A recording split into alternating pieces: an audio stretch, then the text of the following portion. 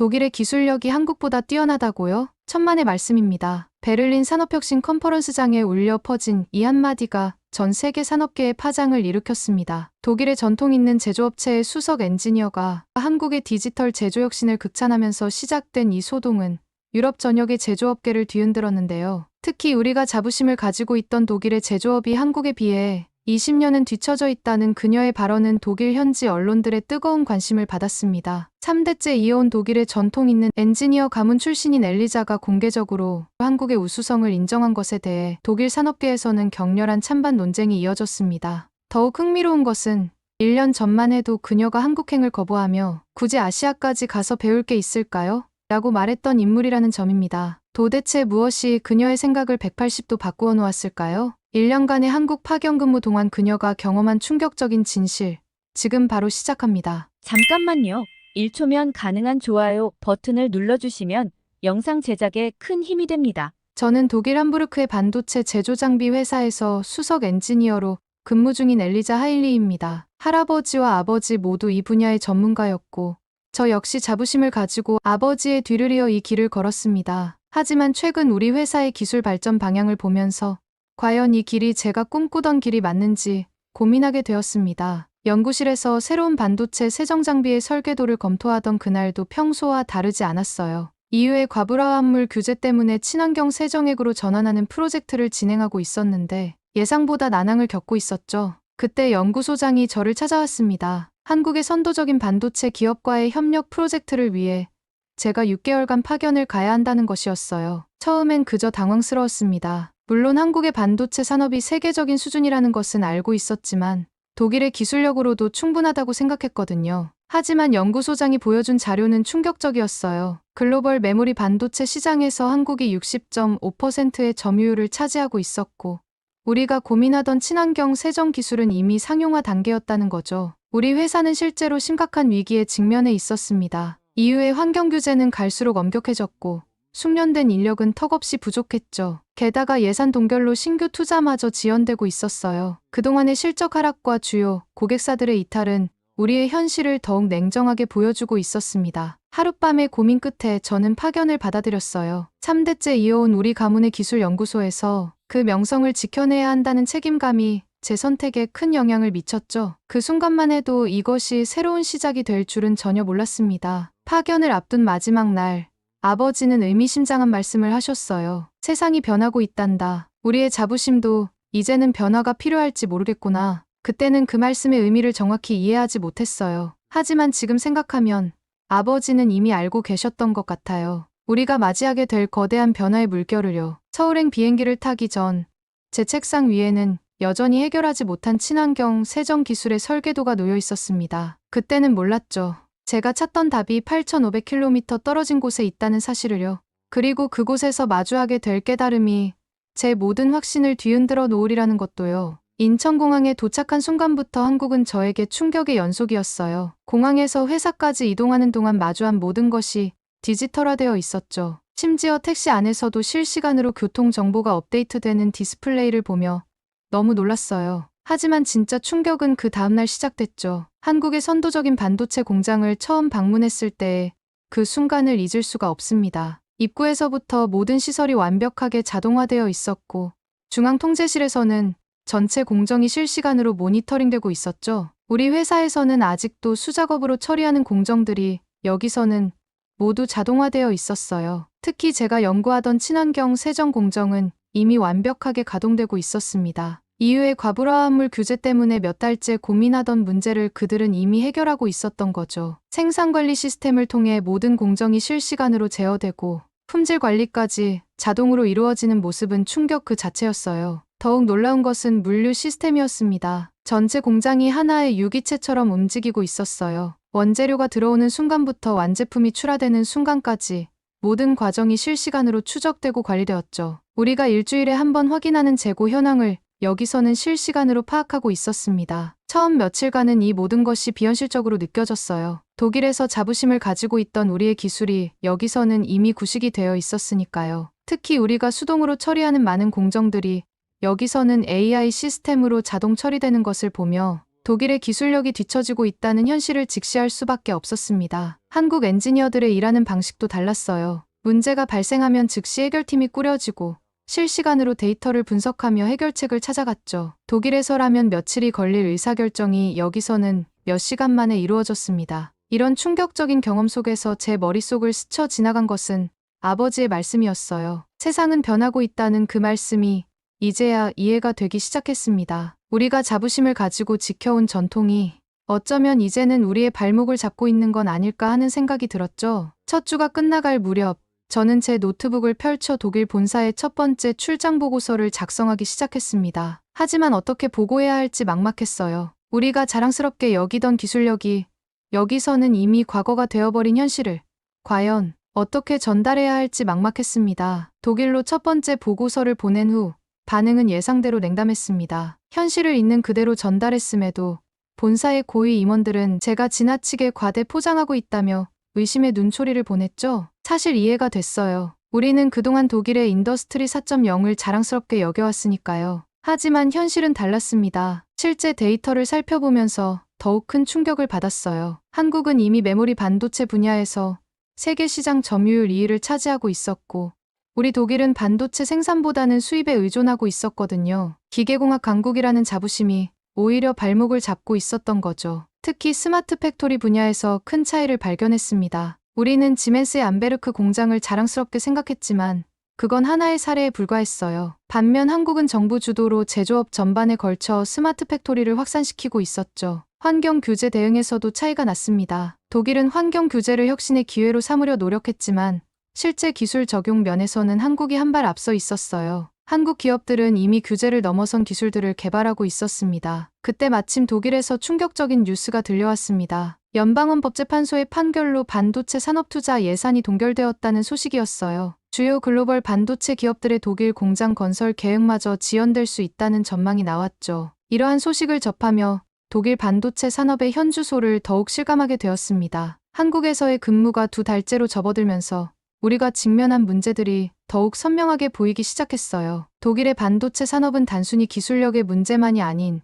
구조적인 위기에 직면해 있었던 거죠. 숙련된 인력은 부족했고 글로벌 공급망의 불안정성은 생산에 직접적인 영향을 미치고 있었습니다. 하지만 이러한 위기 속에서도 희망을 발견할 수 있었죠. 한국의 시스템을 연구하면서 우리가 나아가야 할 방향이 보이기 시작했어요. 단순히 기술을 따라잡는 것이 아니라 우리만의 강점을 살리면서 디지털 혁신을 이뤄내야 한다는 것을 깨달았습니다. 어느 날 저녁 연구소에서 늦게까지 일하다 문득 창밖을 바라보았어요. 반도체 공장의 불빛이 마치 별처럼 반짝이고 있었죠. 그때 든 생각은 우리가 직면한 이 모든 도전 과제들이 어쩌면 새로운 기회가 될 수 있다는 것이었습니다. 독일의 정밀 기계 기술력과 한국의 디지털 혁신이 만나면 우리는 완전히 새로운 무언가를 만들어낼 수 있지 않을까 하는 생각이 들었습니다. 그날 밤 퇴근길에 마주친 청소 아주머니가 건넨 따뜻한 차 한 잔을 마시며 생각했습니다. 독일에서는 상상도 못했던 일이죠. 이렇게 작은 것부터 다른 한국은 어쩌면 우리에게 기술, 혁신 이상의 것을 가르쳐주고 있는지도 모르겠다는 생각이 들었습니다. 한국 생활이 한 달을 넘어가면서 낯선 환경에 조금씩 적응해가고 있었습니다. 매일 아침 연구소에 출근하면서 마주치는 젊은 엔지니어들의 에너지는 여전히 놀라웠어요. 제가 조사한 바로 한국산업통상자원부의 통계에 따르면 매년 5%의 인력이 더 필요하다고 하는데 현장에서 보니 그 이유를 알 것 같았죠. 처음에는 그들의 업무 방식이 무질서해 보였어요. 회의실에서 격렬한 토론이 오가다가도 금세 웃음소리가 들리고 늦은 밤까지 작업하다가도 다음날 아침이면 어김없이 활기찬 모습으로 나타났죠. 독일에서의 체계적이고 차분한 분위기와는 너무나 달랐습니다. 특히 20대 초반의 젊은 엔지니어들과 일하는 것은 제게 큰 도전이었어요. 그들에게 디지털 기술은 마치 모국어처럼 자연스러웠고 새로운 시스템을 받아들이는 속도는 믿을 수 없을 정도로 빨랐죠. 독일에서라면 최소 일주일은 걸릴 설계 변경이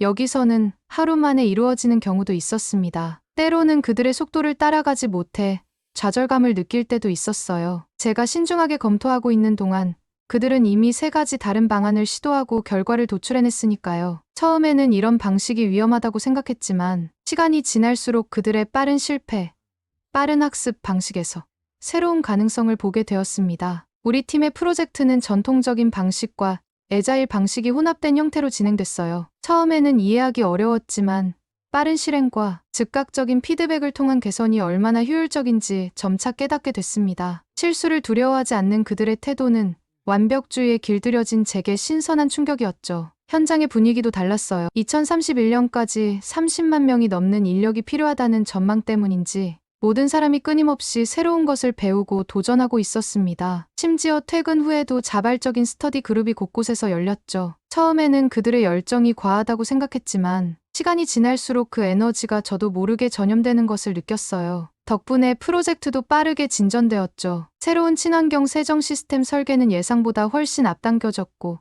테스트 결과도 좋았습니다. 하지만 이런 변화의 속도가 오히려 새로운 고민을 안겨주었어요. 빠른 속도로 진행되는 혁신이 독일의 전통적인 방식과 충돌하면서 예상치 못한 갈등이 시작됐습니다. 매주 진행되는 본사와의 화상회의는 점점 더 긴장된 자리가 되어갔어요. 왜 기존의 검증된 방식을 바꾸려 하는가?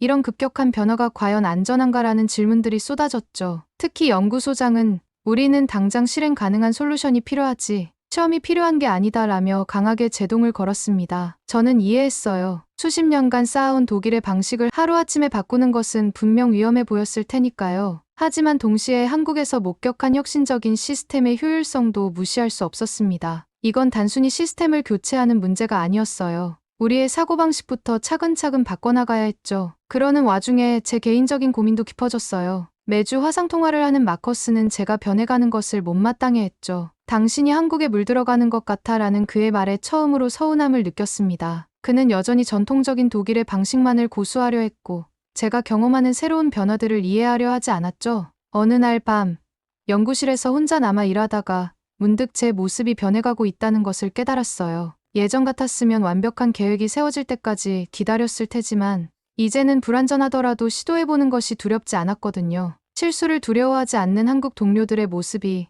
어느새 제게도 영향을 주고 있다는 것을 깨달았습니다. 그날 밤 마커스에게서 온 메시지를 한참 동안 들여다보았어요. 언제 독일로 돌아올 거야? 라는 짧은 질문이었죠. 하지만 저는 답장을 보내지 못했어요. 제가 돌아갈 독일이 더 이상 예전의 그 독일이 아닐 것 같더군요. 지금 생각해보면 그때 변한 건 독일이 아니라 제 자신이었던 것 같아요. 그렇게 한국에서의 시간이 지나갈수록 매일 아침 거울 속에서 조금씩 달라지는 제 모습을 발견했어요. 완벽을 추구하던 독일의 엔지니어에서 도전을 두려워하지 않는 새로운 모습으로 변해가고 있었죠. 그런 제 변화가 두렵기도 했지만 한편으로는 설레기도 했어요. 10만 명이 넘는 한국의 반도체 산업 인력들 속에서 저는 독일 기술의 새로운 가능성을 발견하고 있었으니까요. 그제서야 저는 깨달았답니다. 마커스의 말처럼 제가 한국에 물들어가는 것이 아니라 오히려 더 넓은 세상을 보게 된 것이라는 거요. 때로는 익숙한 것들을 내려놓아야만 새로운 것을 배울 수 있다는 진리를.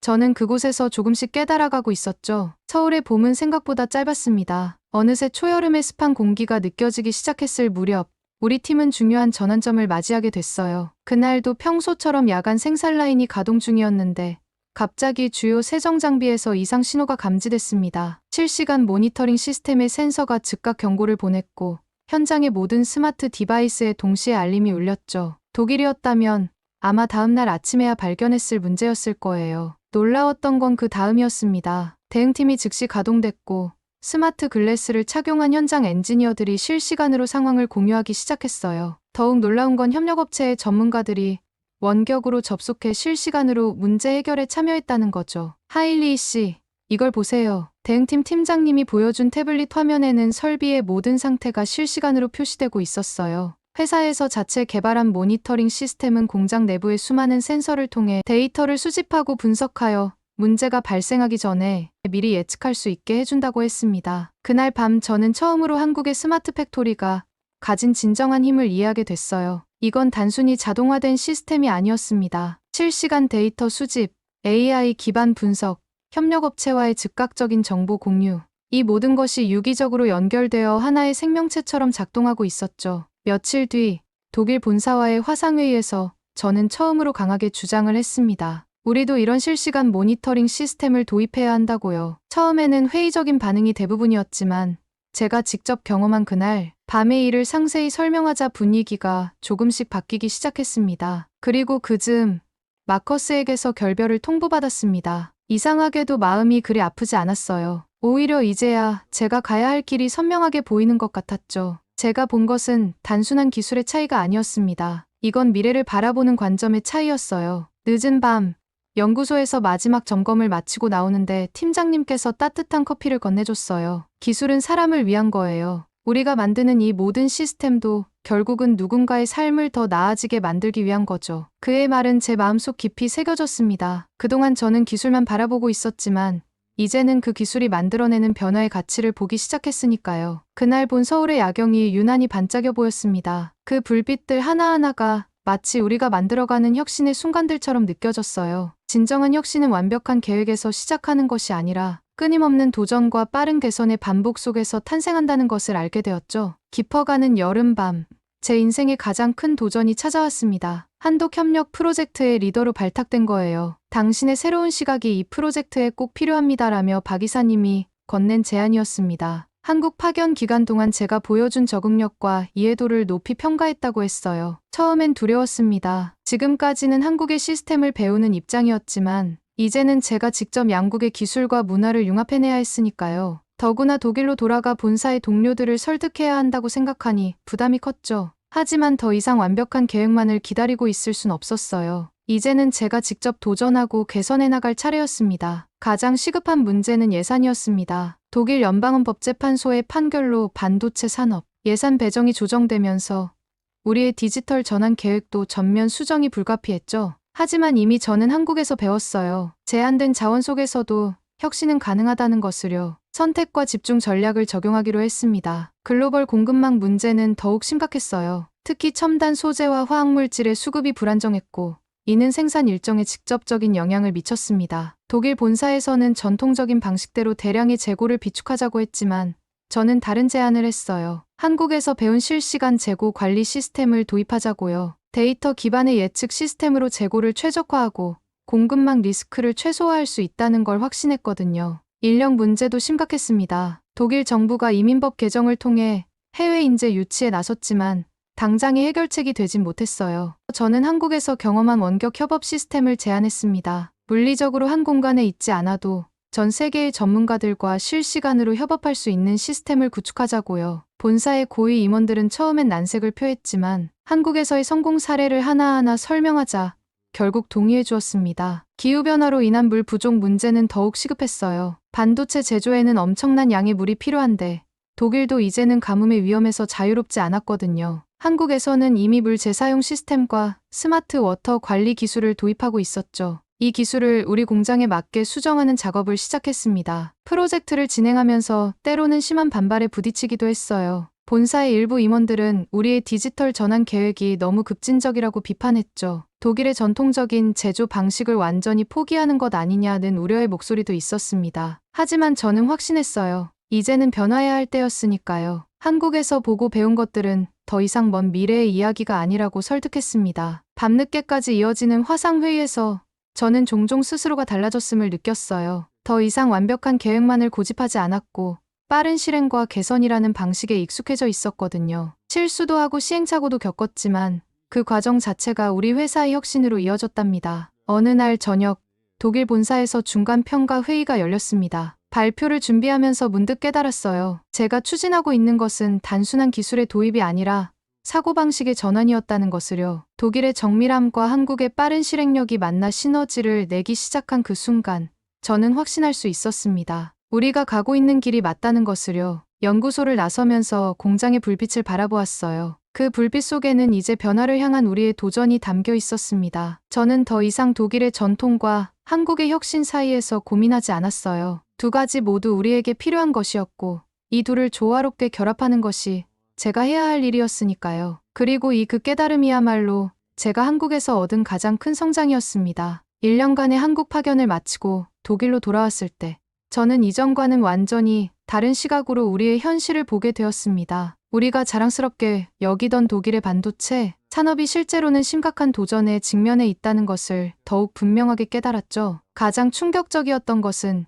우리의 기술력이었어요. 유럽의 반도체 시장 점유율이 10%도 되지 않는다는 사실도 충격이었지만 더 큰 문제는 우리가 생산하는 최신 반도체가 14나노미터 급에 머물러 있다는 점이었습니다. 한국에서 경험한 최첨단 기술과 비교하면 우리는 너무나 뒤처져 있었죠. 공급망 문제도 심각했어요. 반도체 제조에 필수적인 첨단 소재와 화학물질의 대부분을 아시아에서 수입해야 했기 때문에 생산 안정성을 확보하기가 어려웠습니다. 제가 한국에서 보았던 완벽한 공급망 관리 시스템이 간절히 필요한 상황이었죠. 하지만 가장 큰 문제는 우리의 마인드였습니다. 제조업 강국이라는 자부심이 오히려 발목을 잡고 있었어요. 디지털 전환의 필요성은 알면서도 실제 추진은 지지부진했죠. 전통적인 방식을 고수하려는 경영진들을 설득하는 것이 제 첫 번째 과제였습니다. 인력 문제도 심각했어요. 새로운 기술을 도입하려 해도 이를 운용할 수 있는 숙련된 인력이 부족했습니다. 한국에서는 이미 AI와 빅데이터를 자유자재로 다루는 젊은 엔지니어들이 넘쳐났는데 우리는 그런 인재를 찾기조차 어려웠죠. 환경 규제 대응도 시급했습니다. 이후에 엄격한 환경 규제는 피할 수 없는 현실이었고 이에 대응하기 위한 기술 개발이 시급했어요. 다행히 이 부분에서만큼은 제가 한국에서 배워온 친환경 생산 기술이 큰 도움이 되었습니다. 본사에서의 첫 발표는 긴장의 연속이었어요. 현실을 있는 그대로 보여주면서도 희망적인 해결책을 제시해야 했거든요. 한국에서의 경험을 바탕으로 우리가 나아가야 할 방향을 하나하나 제시했습니다. 처음에는 회의적인 반응이 많았지만 구체적인 데이터와 실제 사례를 보여주자 점차 공감대가 형성되기 시작했죠. 특히 제가 강조한 것은 점진적 혁신이었어요. 한국의 시스템을 그대로 가져오는 것이 아니라 독일의 장점은 살리면서 필요한 부분만 혁신하자는 제안이었죠. 이 제안은 보수적인 경영진들에게도 설득력 있게 다가갔답니다. 그렇게 시작된 변화는 생각보다 빠르게 진행되었어요. 실시간 모니터링 시스템을 도입하고 디지털 전환 교육을 시작했죠. 한국 파트너들과의 협력도 더욱 강화했죠. 그렇게 몇 개월이 흐르고 우리 회사는 놀라운 변화를 이뤄냈습니다. 처음에는 작은 변화였지만 그것이 눈덩이처럼 커져 이제는 전체 공장이 새로운 모습으로 탈바꿈하고 있어요. 특히 최신 디지털 기술을 도입한 우리의 새로운 클린룸은 기존 대비 필요 면적을 절반으로 줄이고 자재 소비도 40 가까이 절감하는 놀라운 성과를 보여줬답니다. 가장 보람 있었던 것은 한독산업기술협력센터와 함께 진행한 프로젝트였어요. 베를린에 새로 문을 연 이 센터를 통해 우리는 한국의 첨단 기술을 더 체계적으로 배울 수 있게 되었죠. 특히 AI와 분야에서의 공동 연구는 우리 회사에 새로운 가능성을 열어주었습니다. 변화는 거기서 그치지 않았어요. 제가 한국에서 경험한 것을 바탕으로 여성 엔지니어를 위한 멘토링 프로그램을 시작했습니다. 과학, 기술, 공학, 수학 분야에서 여성의 참여를 높이는 것이 얼마나 중요한지 한국에서 배웠거든요. 처음에는 작은 모임으로 시작했지만 이제는 회사를 대표하는 프로그램으로 자리 잡았답니다. 디지털 트윈 기술과 AI를 활용한 생산 공정 최적화도 시작했어요. 한국에서 보았던 실시간 모니터링 시스템을 우리 방식으로 재해석한 거죠. 생산 시간은 줄어들고 품질은 향상되었으며 무엇보다 직원들의 만족도가 높아졌습니다. 아버지도 이제는 제 선택을 이해해주세요. 오히려 요즘은 저와 함께 한국의 기술 동향을 살펴보시며 우리 가문의 새로운 전통을 만들어가고 계신답니다. 혁신도 전통이 될 수 있다는 말씀을 자주 하시죠. 며칠 전 저는 우리 회사의 디지털 혁신 성과를 발표하기 위해 베를린의 한 컨퍼런스장에 섰습니다. 청중들 앞에서 1년 전 제가 한국행 비행기에 올랐던 순간부터 이야기를 시작했어요. 그때는 몰랐죠. 그 선택이 저를 이렇게 다른 사람으로 만들어 놓을 줄은요. 발표가 끝난 후 한 청중이 이렇게 물었어요. 독일의 전통적인 제조 방식을 포기하는 건 아닌가요? 저는 미소를 지으며 대답했어요. 아니요. 우리는 전통을 버린 것이 아니라 새로운 전통을 만들어가고 있습니다. 정밀함과 완벽함이라는 독일의 가치에 한국의 혁신과 속도를 더한 새로운 전통이요. 이제 매일 설레는 마음으로 회사에 출근합니다. 오늘 또 어떤 도전이 기다리고 있을지 기대되면서 이런 변화가 가능하도록 이끌어준 한국의 모습을 떠올리게 돼요. 한국에서 배운 것들을 본받아 저도 더 나은 미래를 만들어가고 싶습니다. 긴 제 이야기 들어주셔서 감사합니다. 오늘은 독일의 전통 있는 엔지니어, 가문 출신 엘리자 씨 사연을 들어보았습니다. 한국의 앞선 반도체 제조 기술과 스마트 팩토리 시스템을 통해 글로벌 디지털 혁신을 선도하는 우리나라의 위상을 다시 한번 확인할 수 있었던 시간이었습니다. 특히 실시간 모니터링 시스템과 신속한 문제 해결 능력, 빠른 의사결정 문화는 독일의 전통적인 제조 방식에 신선한 충격을 주었다는 점이 인상적이었는데요. 한국의 디지털 전환 노하우가 독일의 제조업 혁신을 이끌어낸 것처럼 앞으로도 우리나라의 기술력이 세계 산업 발전에 어떤 영향을 미칠지 기대가 됩니다. 여러분은 한국의 스마트 팩토리와 디지털 혁신에 대해 어떻게 생각하시나요?